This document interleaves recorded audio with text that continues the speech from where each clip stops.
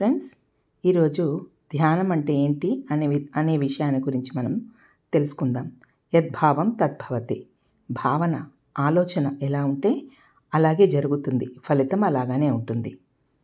ధ్యానం అంటే మనలో నిద్రాణమై ఉన్న అంతర్యామిని, అంటే అంతరంగంలోని అస్తిత్వాన్ని మేల్కొల్పడమే దీని ఉద్దేశం.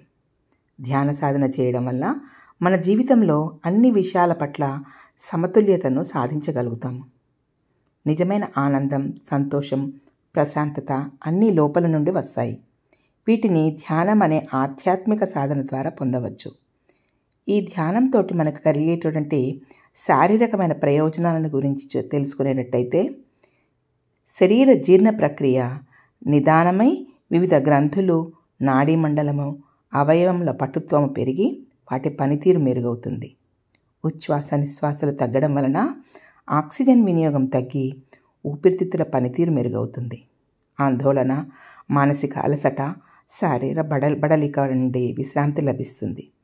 శరీరంలోని రోగనిరోధక వ్యవస్థ మెరుగై రోగనిరోధక శక్తి పెరుగుతుంది.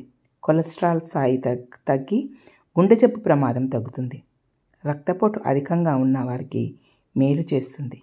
చర్మం మృదువై నిగారింపు రావడం వలన ముఖం కాంతివంతం అవుతుంది. శరీరం యొక్క శక్తి, దృఢత్వం పెరుగుతాయి. అనారోగ్యం దూరమై ఆసుపత్రుల చుట్టూ తిరగడం, డబ్బు ఖర్చు తగ్గించుకోవడమే కాకుండా ఆరోగ్యవంతమైన జీవితాన్ని పొందగలుగుతాము. మానసికపరమైన ప్రయోజనాలను కనుక చూసినట్లయితే ఆత్మవిశ్వాసం పెరుగుతుంది. ఆలోచన సరళి క్రమబద్ధమయ్యి ఏకాగ్రత శక్తి పెరుగుతుంది.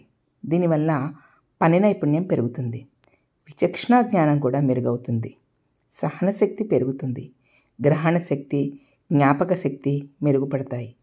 కుటుంబ సభ్యుల మధ్య, ఆఫీసులలోనూ బాంధవ్యాలు మెరుగుపడి ఆత్మీయ వాతావరణం ఏర్పడుతుంది. సంకల్ప శక్తి వృద్ధి చెందుతుంది. దురలవాట్లను సులభంగా తొలగించుకోవచ్చు. అల్పమైన, స్వల్పమైన, అప్రధానమైన విషయాలను విస్మరించడం జరుగుతుంది. ప్రవర్తన, సౌశీల్యం శుద్ధించబడతాయి. ప్రతి విషయంలోనూ ఉల్లాసం, ఉత్సాహం చోటు చేసుకుంటాయి.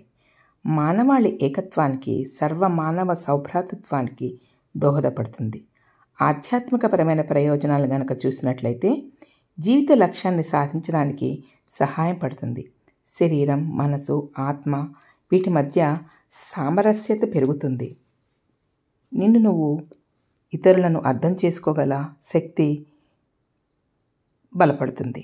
జీవితంలో క్షమాగుణము, కరుణ, దయ, జాలి, ప్రేమ చోటు చేసుకుంటాయి. దైవంతో సంబంధం మెరుగవుతుంది.